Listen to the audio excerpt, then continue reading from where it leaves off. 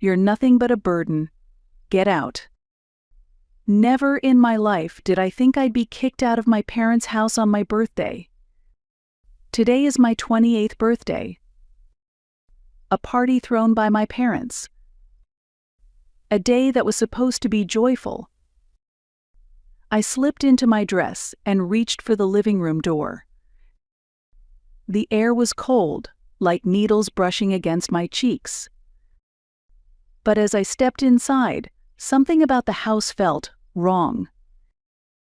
I wasn't expecting balloons or thoughtful gifts.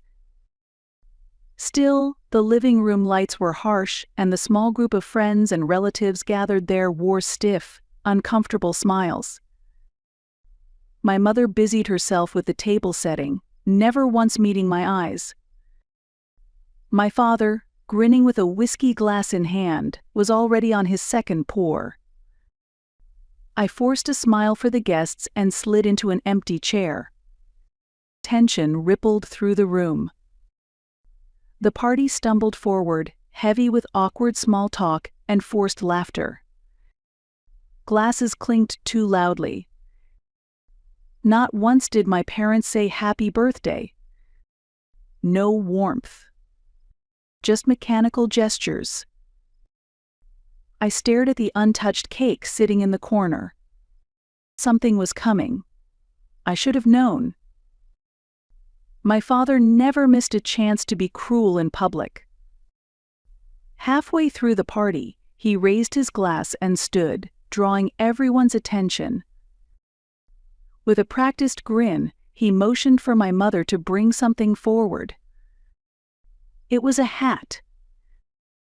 "We thought our dear Catherine deserved a special crown," he announced. My heart dropped. For a brief second, time froze. My mother placed the hat on my head.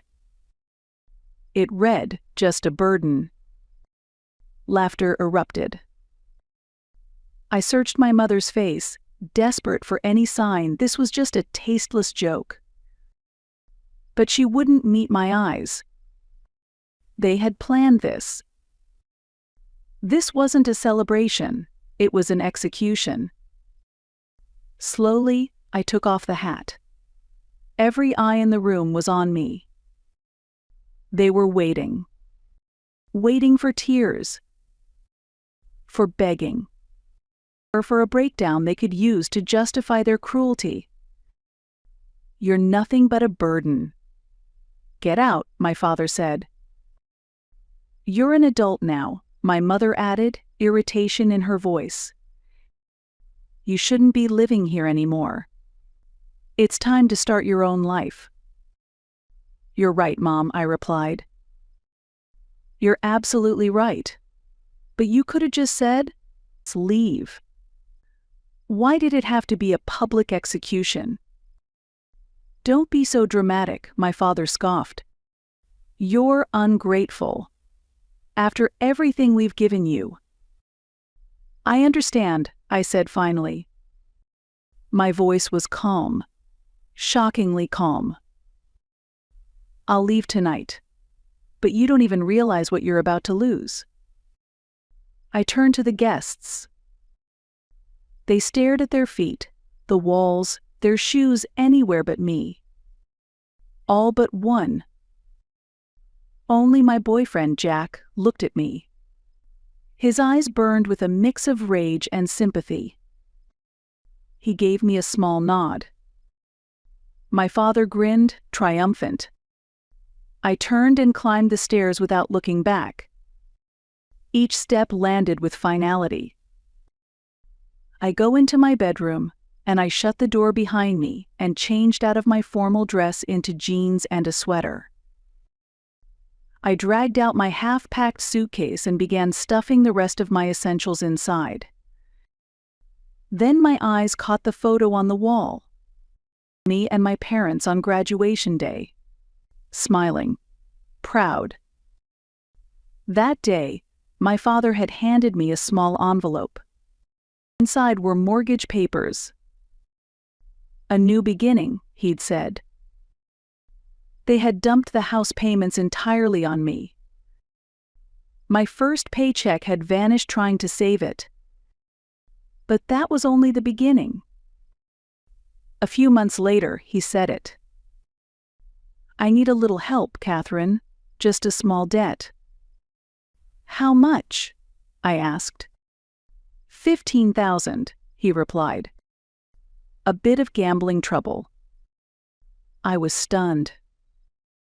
I'd known they were struggling, but gambling? "If I don't pay it back," he said, "some dangerous people will get involved." "I raised you. I sent you to college. I'm asking for help. Just this once." Under the weight of emotional pressure and guilt, I used my emergency savings to pay off his debt. Money I had slowly set aside through part-time jobs during college. Then came my mother's car trouble, which later turned out to be for cosmetic surgery. A sudden medical emergency that turned out to be a lie. And my father's business investment, which was really just another gambling debt. At first I believed these were just unfortunate coincidences. But over time the pattern became undeniable. They were always using my kindness. Every time I got promoted, every time I received a bonus, a new financial emergency appeared. And through it all, I kept paying their mortgage. Whenever I bought something for myself, a new outfit, a small vacation, sometimes even just lunch, they called me selfish and ungrateful. I tried setting boundaries more than once. But each time, the emotional blackmail came back. "We gave up everything for you. Real family supports each other." They always knew how to press my guilt button, making me feel like I owed them something. Meeting Jack was the turning point. He saw my situation from the outside and pointed out the truth: my parents were financially exploiting me. I didn't want to believe it at first. The idea that my own parents were intentionally using me, it felt impossible. Jack encouraged me to start tracking my finances. When I did, the truth hit me hard. Over the past 5 years, most of my income had gone straight to them. "This isn't love, Catherine," Jack said gently. "This is exploitation." And slowly, I began to see everything through a new lens. I remembered that moment now, as I opened my laptop and logged into my bank account. My fingers hesitated for only a second. Automatic mortgage payment canceled. I had just dismantled the financial scaffolding of their lives. I transferred the remaining funds from our joint account into my personal one. Then, a knock at the door. "Catherine?" Jack's voice. "You okay? Can I come in?" I opened the door and let him in. He took one look around the room and understood immediately. "Need help packing?" he asked simply.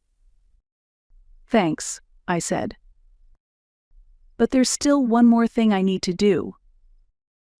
He glanced at the screen, and a quiet understanding passed over his face. He placed a hand on my shoulder. "You have every right to do this, Catherine. What they've done to you." He shook his head. "There are no words." "I keep wondering how they'll react," I admitted. "But I know it's going to be ugly. I've already been hurt enough." "Come stay with me," Jack offered, "starting tonight. There's a guest room. Take all the time you need to figure out your next move." "Thank you," I said, sincerely. "There's nothing here worth staying for." He hugged me tightly. "You're making the right choice, Catherine. You're strong.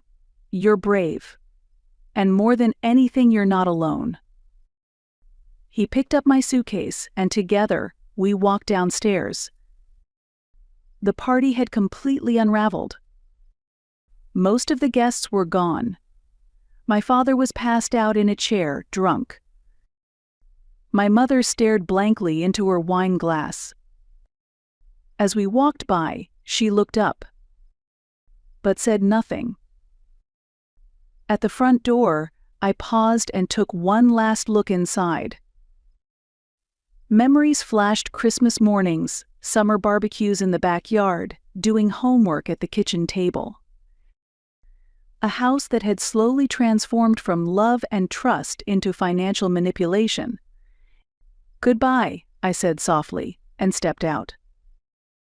The sound of the door closing behind me felt like the final chapter of my old life being sealed shut. Months passed. Then, one morning, my phone buzzed violently. One glance at the screen shattered my calm. 27 missed calls. All from my parents, along with several unknown numbers. No doubt relatives or neighbors they had rallied to their side.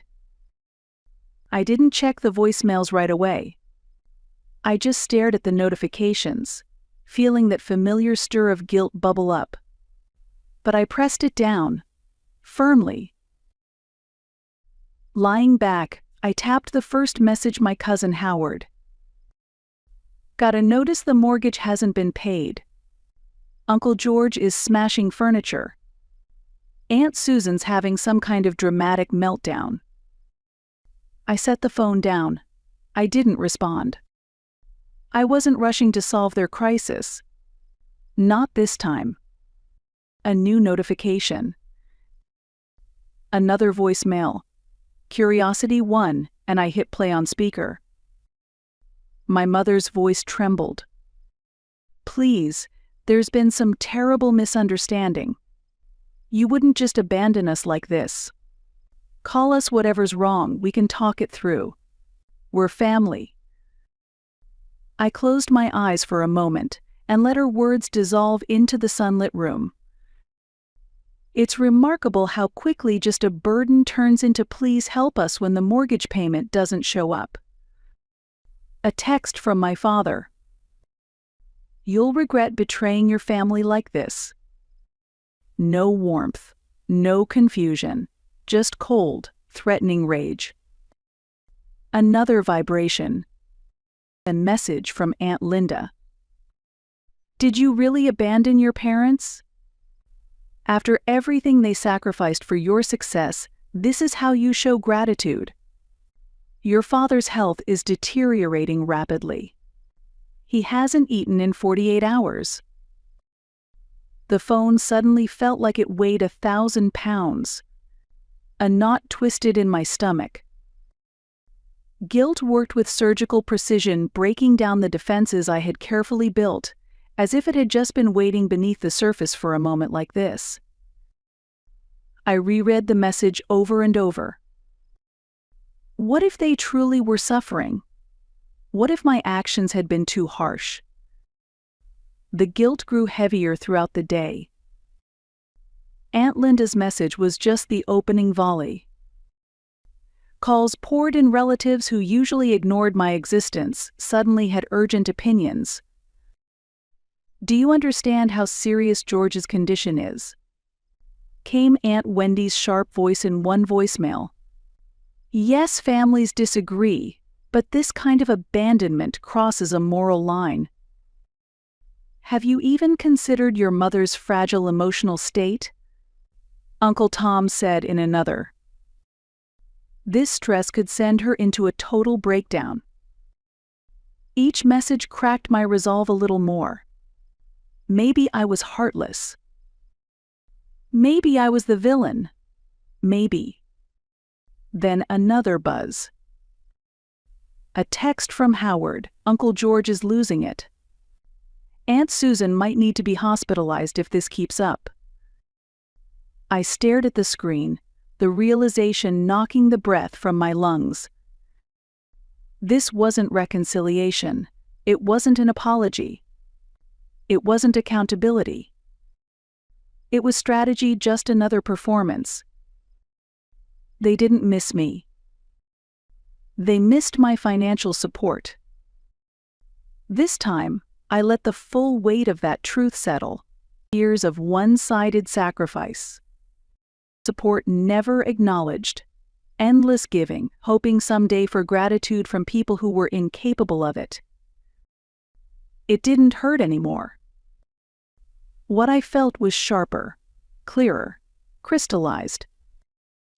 Jack didn't say anything at first.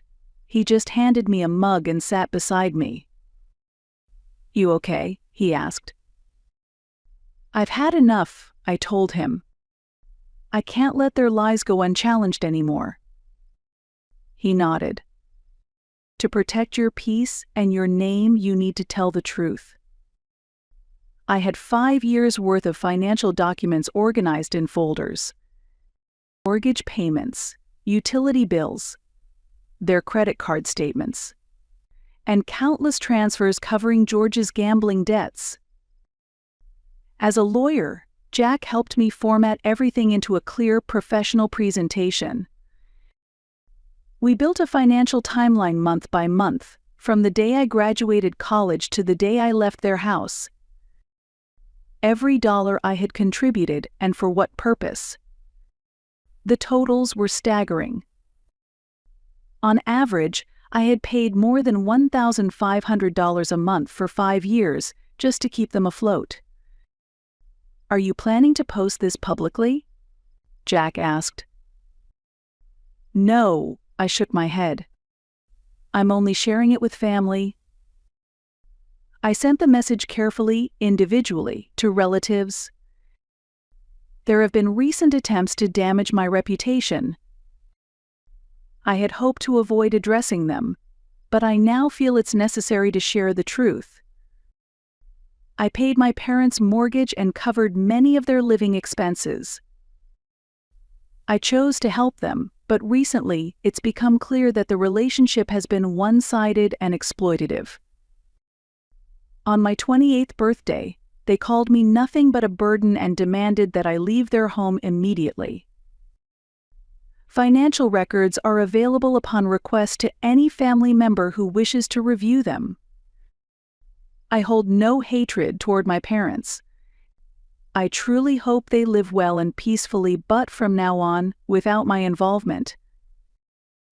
I won't be commenting further on this matter. I ask for your respect and privacy." Jack nodded. "Clear, factual, not emotional. It's perfect." "This ends here," I said.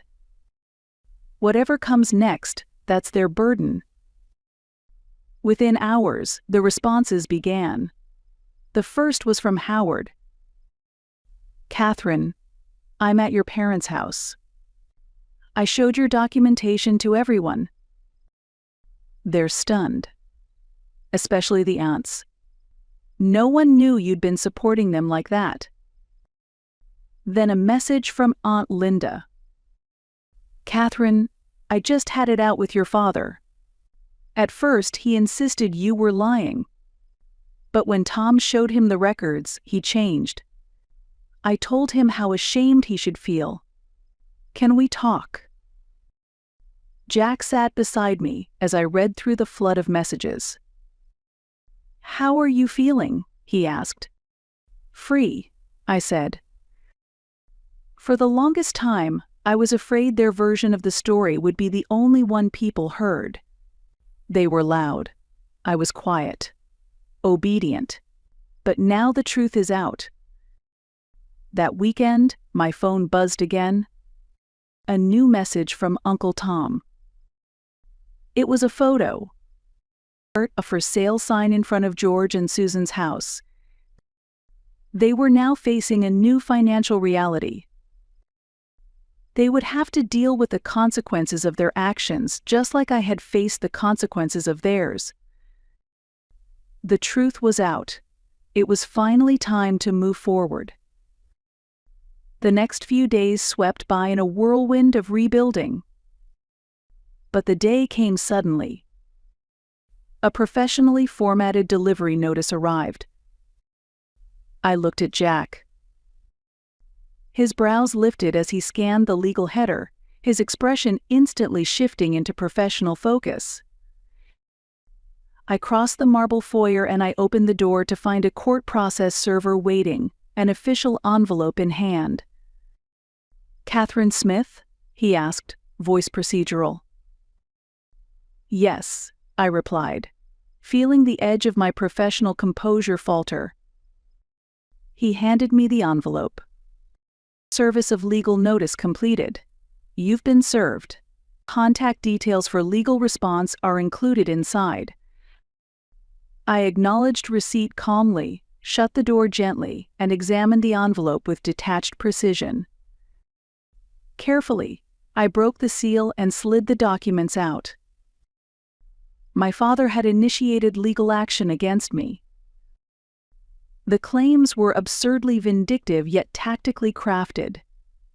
Financial misconduct, elder financial abuse, neglect of a dependent caregiver, temper tantrums dressed up in legalese. Jack, sitting beside me, reviewed the documents and immediately slipped into litigation mode. "This is outrageous. They're trying to weaponize the legal system because the financial exploitation stopped." "Not again," I said firmly, rising with resolve. "I won't apologize for defending my financial independence." That afternoon, we met with Jack's senior litigation partner. I laid out everything methodically, professionally, years of meticulously documented proof. Every transfer, every receipt, every documented contribution. They listened intently, asked precise questions, and confirmed they would prepare a powerful countersuit. "Your position is exceptionally strong," Jack's managing partner assured me. "Frankly, your case for countersuit is not just strong, it's undeniable, given the extent of the financial exploitation." I wasn't looking for revenge. I wanted justice. I wanted my professional reputation and financial independence restored. That same afternoon, following their legal counsel, I signed off on a formal counterclaim detailing the years of emotional coercion and systematic financial manipulation. The reaction was immediate. My mother called first, her voice finely laced with rehearsed anguish. "Catherine, please. You're tearing this family apart. We've only ever tried to support your success. You're overreacting dramatically." I maintained professional silence. Then came a message from my father, his last calculated threat. "You think you've won? Blood always determines the final outcome." "Family isn't defined by blood," I whispered into the quiet room. "It's defined by the people who recognize and respect your worth." 3 days later, I walked into federal court. With a leather portfolio containing neatly prepared legal documents, I was flanked by Jack and his firm's senior litigation partner. Inside the mediation room, my father sat unnaturally upright at the polished conference table. My mother fidgeted beside him, adjusting a designer scarf with shaky fingers. They looked smaller than I remembered. The court-appointed mediator explained professionally and clearly that by pursuing blatantly false claims, they exposed themselves to significant liability for defamation and documented financial abuse. My years of detailed records backed every word. My father's face flushed a sickly crimson. He jumped to his feet, his chair screeching harshly against the polished floor. "This is prosecutorial harassment," he shouted at the mediator. "She's manipulating the system against us." No one acknowledged his outburst. My mother collapsed forward in a dramatic sob, her wailing echoing unnaturally in the formal space. I remained composed. I said nothing. I needed no justification. As they stormed out, the mediator turned to me and said calmly, "Your documentation is exceptionally persuasive. Don't ever doubt your decision to protect yourself legally. As I walked out of the courthouse, with each step away from that building made the weight I had carried for years feel lighter. No more explanations, no more guilt, no more unfair apologies. 6 months passed. On a cold winter afternoon, we had an unexpected visitor. Aunt Linda, my father's sister, showed up at our condo unannounced. I invited her in. She sat, visibly tense. "Catherine, I just came from seeing your parents," she said. "They're struggling." "What do you mean?" I asked. "Financially?" "Worry that too, but not just that," Linda explained. George lost his job. His gambling got worse. He apparently used company funds. Their new apartment is far from comfortable. Susan started working part-time, but it's nowhere near enough to maintain the lifestyle they once had. I nodded quietly. They were finally facing the consequences of their actions. They were now realizing just how crucial my financial support had been to their way of life. And beyond that, Linda added, most of the family has distanced themselves. No one condones what they did, especially now that they know how much you actually supported them. "What are you asking of me?" I asked plainly. Linda sighed. "Nothing, Catherine. I just thought you should know." They seemed genuinely remorseful. "At least Susan does. She cries every day. George, well, he has a lot of pride. He's not fully there yet, but even he's beginning to change." "Have they reached out to me?" Linda asked. "No," I said. "There's been no direct contact since the court proceedings." "They're afraid," Linda replied. "They are afraid you will reject them. The shame is overwhelming, especially now that everything is out in the open." I was silent for a moment. For years, I supported their unstable finances without thanks, without recognition. And only now, after losing what they once took for granted, did they finally understand its value.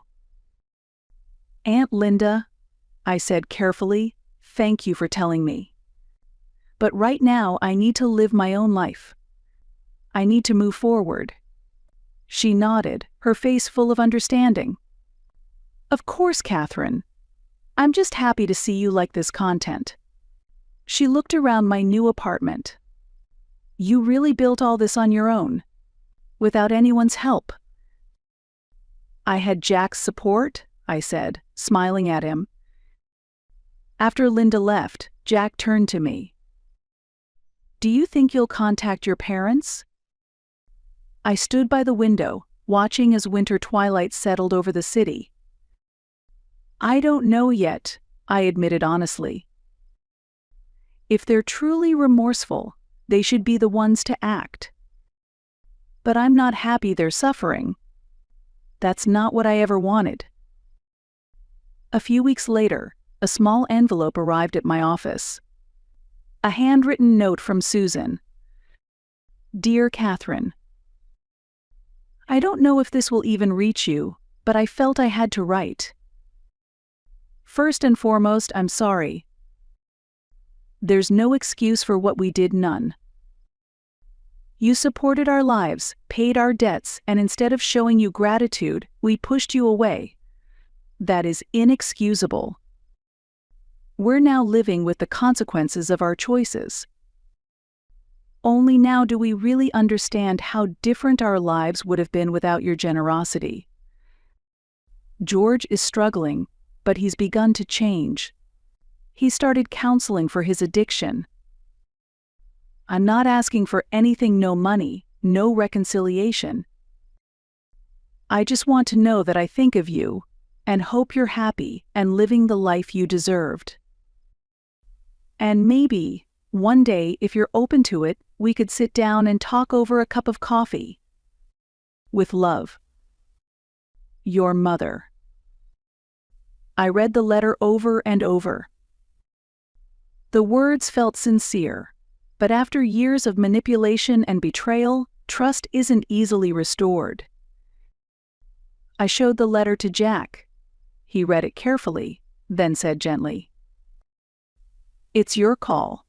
If you want to reconnect, I'll support that. If you want to keep your distance, I'll support that too." In the end, I didn't respond. I quietly hoped they'd grow from this lesson. And at the same time, I kept learning from my own. That choosing my peace over their toxicity was not just survival. It was growth. The days that followed were quiet, filled with gentle routines at Jack's condo. Brewing coffee, reorganizing my wardrobe, walking to the gourmet market for fresh ingredients. No longer anticipating the next financial crisis. No longer feeling like my existence was a burden. It was unfamiliar but incredibly precious. Then one day Jack said, "I have a surprise." He led me on a walk along the Charles River, guiding me to a bench. "Sit here," he said, reaching into his pocket. "Catherine, since you came into my life, I've seen what true strength and grace look like. You've shown me what it means to be the best version of yourself in the worst of circumstances." When he knelt down, I gasped, "Catherine Smith, will you marry me?" Tears filled my eyes as I said, "Yes." The ring was perfect, simple, elegant, exactly what I would have chosen myself. I hadn't forgotten the pain of the past. But I had begun writing a new story, one based on love and respect. A story in which old patterns would never repeat. A story where, for the first time, I had found a family I had chosen. And in this new, healthy circle built by choice, not obligation, I had finally found home.